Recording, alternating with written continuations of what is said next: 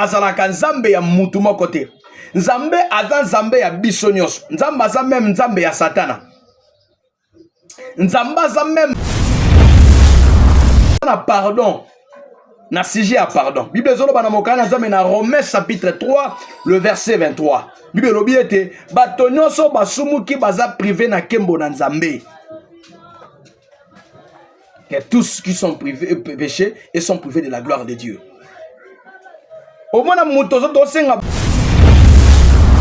il remercie le Seigneur. Ce que sa prière, il y a combat. Il est là pour défendre. Il y a Kobunda Bitumba. Exactement, dans l'église, tout le monde a modérateur appelé sujet. Tu as un sujet à remerciement. Tu as un merci. Il y a combien de gens dans moto? Oh, mais tu as un remerciement. Tu as un merci. Oh, bon de la paix, sans un merci. Nzamba Batelio, comme Bible Solo, on a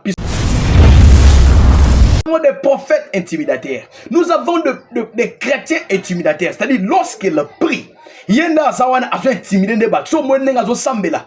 On dit matin que frère oyo, on dit matin que pasteur oyo, on dit matin maman oyo, n'engue a sambela ka. Sauf que notre tel lobby est à côté mai. Bonjour, bonsoir. Ça ne pas ya aujourd'hui il pas quoi Kolanda chaîne Nabiso et Ratakate télévision. Zamba pambola ba maman nyonso o baza ba abonné à Ratakate télévision. Zamba pambola ba papa nyonso o baza ba abonné à Ratakate télévision. Zamba pambola ba frère, ba sœur.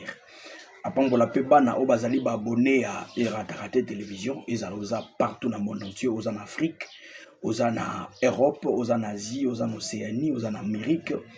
Qui mène en Zambie et à la partage nabino. Merci pour l'abonnement nabino. Oh, bozo pesa biso force, bozo laksa biso amour sincère, amour pire. Na pesi bino mbote pe na pesi bino merci. Yo non nous abonner tes simple. Bozo landa vidéo oyo. Nalingi o s'abonner et o activer cloche de notification. Ko bosa na te ko commenter, ko liker, ko partager vidéo oyo nzamba ko zangate ko sala yo o bolam. Voilà, na kolinga tout photo sambela avant tous les cas na makamususu. Seigneur, merci. Au permettre biso le les encore on est Ratakate télévision pour nous conseiller peuple na yo. Tika nyon sous la pon le kombo na yo, na kombo na Yesu. Amen. Voilà, na lelo na enseignement moko très profond par rapport à ba escroquerie, par rapport à ba déception, par rapport à ba makambo o ba fidèle tozo kutanango. Quand je dis ba fidèle, ensemble, bisons tous ba fidèles, tous ba nzambe. Lelo, il y a beaucoup de gens qui plairent na kombo ya ba pasteur.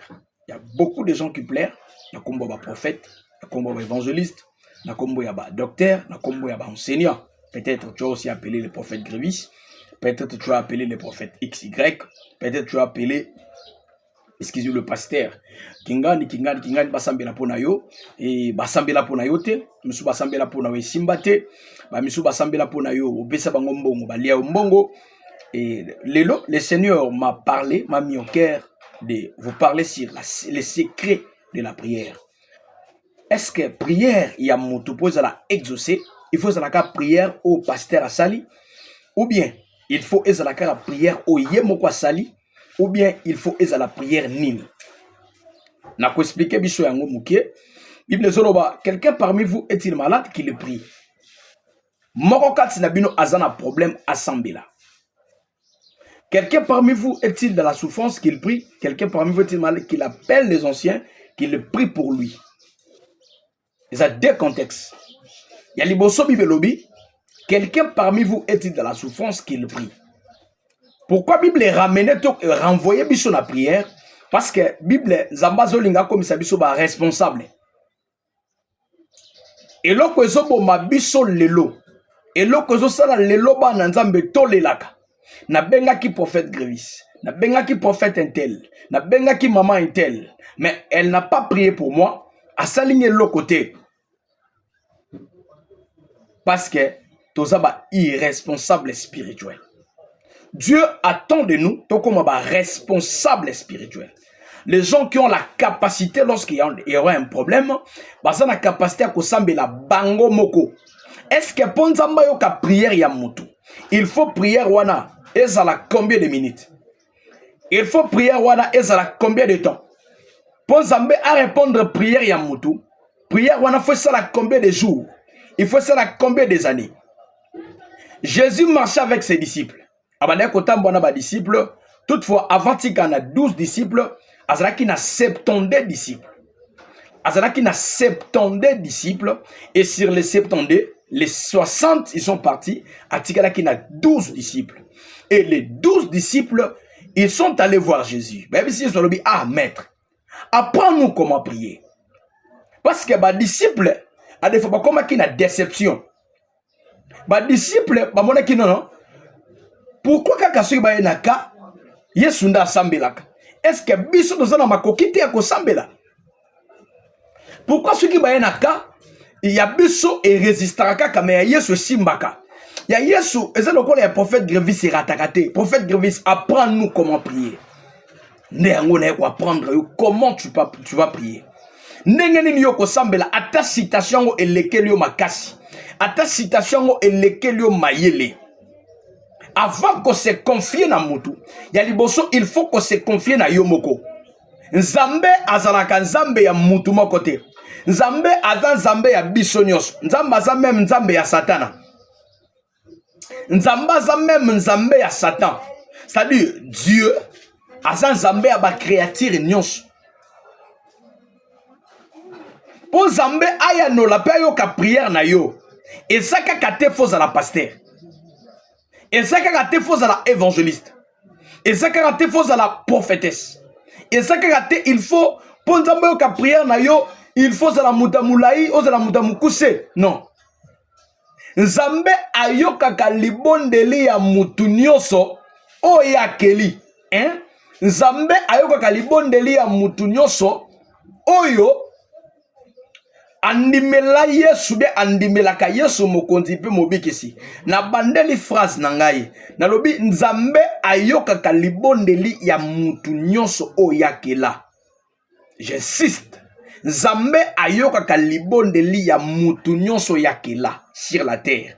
Ezala ya bandoki. Souvenez-vous na histoire Yesu Masiya awuti na kati ya bauti na bazo kati ya laki ya na ba disciple na ye ba yekuta na mutu mo zala ki posséder na ba esprit. Et ba esprit mabe ba sengi Yesu.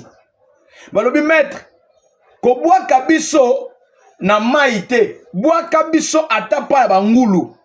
Jésus a attendu nzamba yoki prière ya nani ya milieu mabe pe atosi yango abwaki bango na bangulu. C'est-à-dire nzamba yo ka libondeli na yo. Lelo zo kuta na ba problème. Lelo ba escroquer yo mbonga garantie. Ya une maman qui m'a appelé lobi ah papa nazalaki na mbongo tozo bomba pona libala nga na mbali nanga. Poto balana. Mbongo na biso mande ko bomba to bengi prophète moko X. Na otanga kombo na ite. Prophète na binzamba ebisinga pesa mbongo wana nyonso.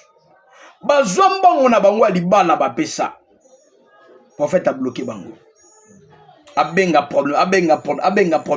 problème. Mais naibisi maman okutani na makambo parce que yo moko so kwara na yo moko te. Yo posa mwana nzambe. Est-ce que ne bosa na biso bino bosa bana satana? Bosa pe na capacité à kosambela.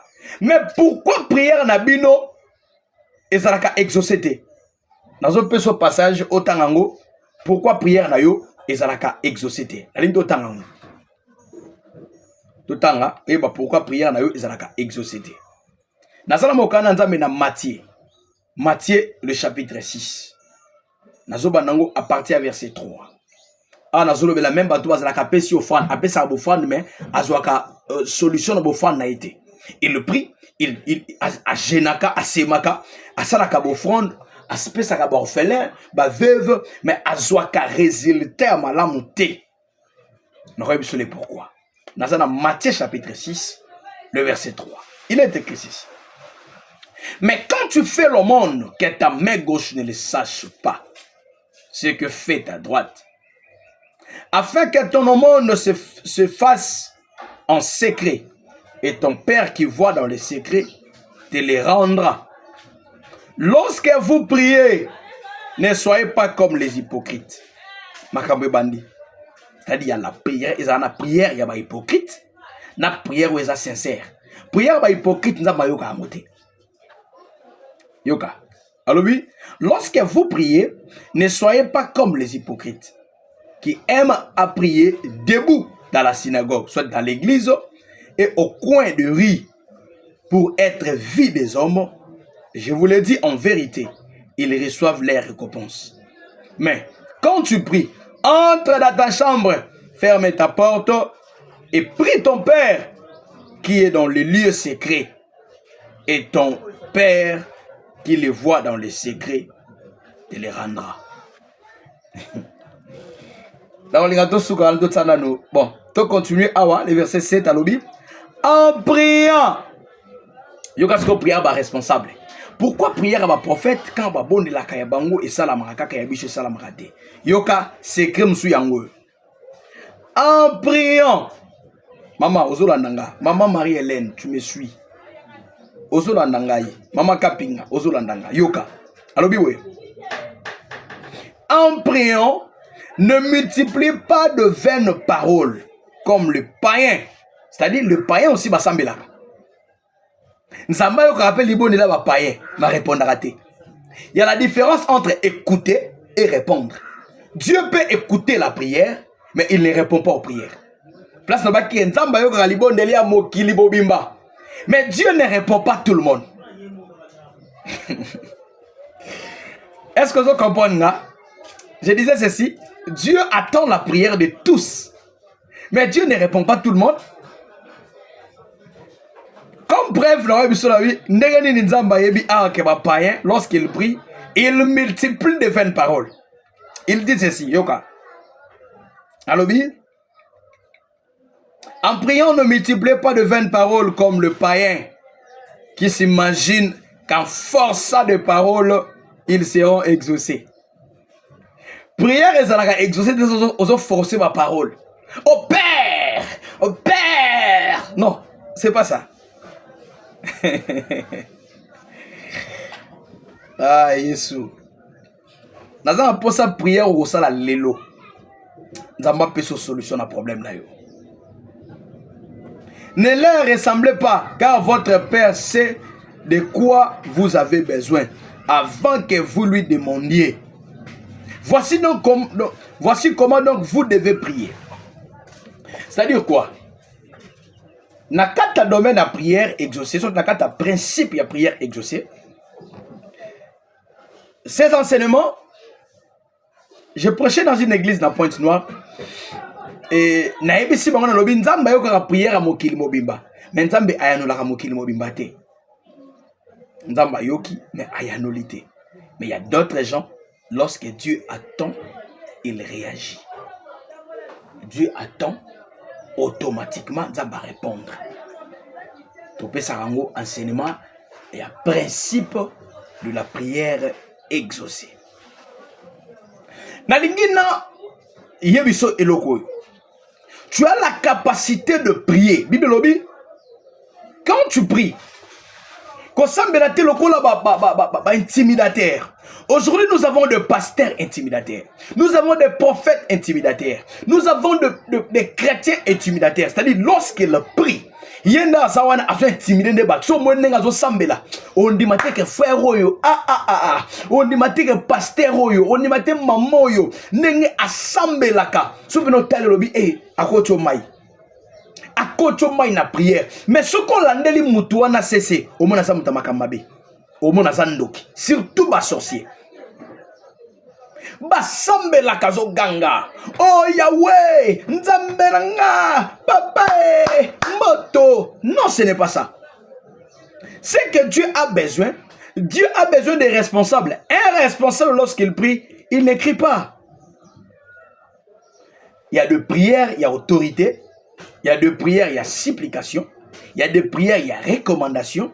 Il y a des prières parce que la prière est un dialogue entre un homme avec son Dieu. Et comment tu peux faire au dialogue dans Nzambe? Papa ni nazalaka osona mwana na ye. Mwana ganga. Papa besoin lipa. Oh papa besoin mai. Non, ce n'est pas ça. Quand tu parles avec ton père, la Bible dit prie ton père. Oh ayoka kana secret, amona kana secret. Oh azana capacité à komona même likambo va yo bimiso loba. Maman Véro, avant bimisa likambo kolo, yé déjà nzamba yoki yango. Ayebi déjà ni longo bimisa. Il y a certaines prières. Les gens qui ont des venturiers, les gens qui ont des problèmes parce que les autres sont battus au sein de l'église. Il faut appeler quel pasteur, il faut appeler quel prophète. Les gens qui ont des réseaux sociaux, les prophètes, les pasteurs,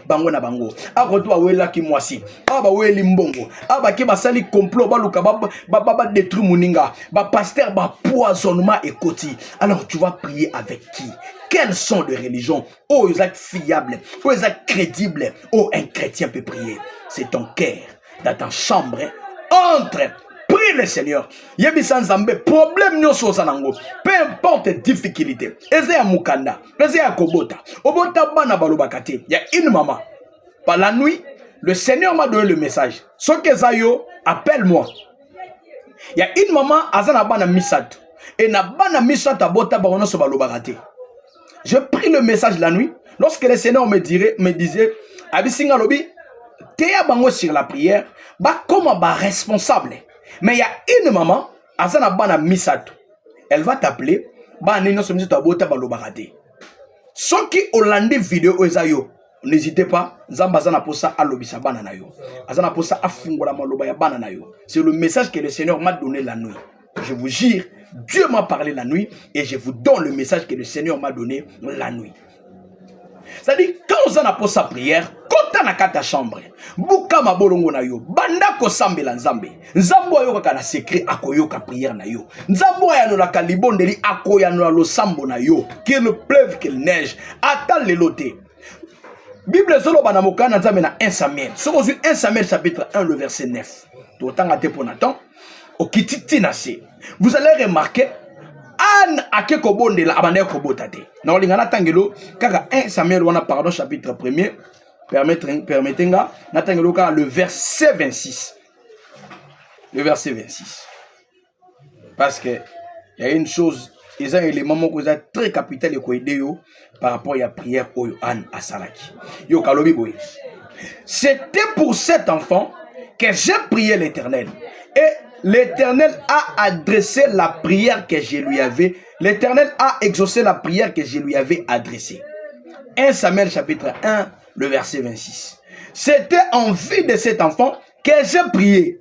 Et l'Éternel a exaucé la prière que je lui avais adressée. Anne Azalaki stérile. Lorsqu'on dit la stérilité, c'était quelqu'un qui a la capacité à produire, à kobota. Anne a bandé kobota te Azalaki stérile. Mobali ne azalaki kobota parce que mobali ne elkana azalaki ne stérilité abote que déjà na peni na comme preuve. Lelo moi si na yena azalaki na problème ya fécondité. Moi si tant azobota te, Bible zoloba abane ko sambela chaque jour. Elle montait chaque jour avec son mari na rival naye na bana rival naye. Abane ko mata ko sambela. Ko kende ba sambeli bazolo ko kamela ana bino non. Je dois prier différemment. Ana kel ko lukanzambe na prière yemoko. Mais Anne azobonde la prière nini obalobi ya Anne. Anne azoloba prière ensemble alobi Seigneur. Soki okolongola soni na ngai, soki okokanisa ngai, opesi ngata mwana moko na kozongisa mwana na présence na yo. Est-ce que prière Anne wana? Yango eza prière bande ko sala banda kotaki. C'est-à-dire un responsable lorsqu'il prie, à sa focaliser na prière na ye. Lorsqu'il prie, bien elle prie à multiplier à 20 paroles. Ce que sa prière, il y a remerciement. À côté de la pour remercier Nzambé. Il remercie le Seigneur. Ce que sa prière, il y a combat. Il est là pour défendre. Il y a Kobunda Bitumba. Exactement, dans mon tour d'église, tout le monde a un modérateur à PCX sujet. Toi, on a sujet à remerciement. Tu peux Nzambé merci. Il y a combien de gens dans moto? Oh, mais tous les remerciements, tu peux me merci. Oh, bon de la paix, sans me merci. Nzamba batelio, comme Bible solo na Psaume chapitre 150, le verset 6, que tout ce qui respire loue le Seigneur. Montrons ce qu'on paix ma esengel na akumi sanzambe, montrons soit zobi que esengel na akumi sanzambe. Au moins mutu azaki na prière il y a remerciement, mais muta komi déjà na moto. Abandi da moto. Oh, nous na remerciement comme na moto nengeni. Mutu buso moto za na pardon. Na sujet à pardon. Bible zolo bana mokana nzambe na Romains chapitre 3 le verset 23. Bible lobi ete batonyo so basumuki baza privé na kembo na nzambe. Que tous qui sont privés péchés et sont privés de la gloire de Dieu. Au moins, moto zo senga bolimbi 50 ans, pardon, au tambola qui m'abe, nebi le zolo ba, si mon peuple est circuit, invoque mon nom simili, puis, moto zo na pardon, il y a commis déjà kuna. Na famille na kati ba lia famille nanga. Famille nanga, nzabe nanga, moi nanga, nanga, tu pries comme des païens, tu multiplies de vaines paroles. Et prière no wana ekozala jamais exaucée. Ta prière a ton insisté au kewa puis ekozala jamais exaucée parce que au sambe loko la ba perroquet, excusez-moi la phrase. Tu pries comme le perroquet. Donc prière na yo ekotika ekozala kana effet mon côté parce que tu multiplies de paroles, ozo maîtriser ozo loba nini. Voici donc comment vous devez prier. Notre Père qui est aux cieux. Dans l'enseignement sur la modération, tu peux faire une formation sur la prière à notre Père. Notre Père, c'est la prière que le Seigneur a donnée aux disciples. Et tant que tu peux faire un enseignement sur la modération, un vrai enseignant, tu as la prière, il y a notre Père. Comment on doit prier? Quand tu commences à prier, commencez d'abord à célébrer le Seigneur, à dire merci à Dieu. Après cela, demandez la présence de Dieu. Les christocentrisme, que Dieu a dans centre, il y a vinayo, la présence de Dieu. La Bible dit, sans moi, vous ne pouvez rien faire. Après là, le pardon du péché. Tu demandes pardon à ce que tu avais fait, à ce que tu avais commis, à ce que tu avais fait. Le sang de Jésus. Après, tu demandes le sang, tu demandes le Saint-Esprit. Ceux qui prient à combat, aucun à combat. Elle a été focalisée à ce qu'elle faisait. Et la Bible a dit, elle a insisté à elle-même. C'était en vie de 7 enfants. Oh, c'est qui déjà résulté à prière au Yasalaki. Résultat, prière au Yasenga Kalobi, c'était en vie de cet enfant que j'ai prié l'Éternel et l'Éternel a exaucé la prière que je lui avais adressée. C'est le Seigneur qui exauce la prière. Ce n'est pas un prophète qui exauce la prière, ce n'est pas un pasteur qui exauce la prière, ce n'est pas un évangéliste, ce n'est pas une église qui exauce la prière, mais c'est le Seigneur Jésus-Christ, le Créateur incréé, c'est lui qui exauce la prière. C'est que je veux ce matin que Dieu puisse exaucer toute prière que tu avais fait. Même ma prière au salakatan au salaka mona muke. Nzambe a exaucé ma prière na yo même yekodim. Que Dieu exauce tes prières. Et que tu confesses que Jésus-Christ est Dieu. Et que tu confesses que j'avais demandé à Dieu. Et voici, voilà, Dieu m'a donné ce que j'avais demandé. Ce que je veux ce matin. Prière nous est à la exaucer.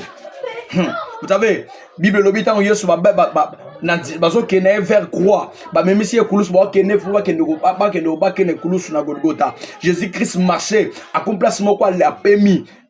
Marie de Magdala ye na Marie abi apesa ye maya mela azolela abi mo konzo lela pona yo. Jésus a dit non, ne pleurez pas pour ma femme, pleurez pour vous et pour vos enfants. C'est-à-dire nzamba zolinga comme ça biso ba responsable problème na yo eza pasteur té. Nous t'avons une solution à problème na yo eza pasteur té. Tu avais appelé combien de pasteurs? Tu as combien de déceptions?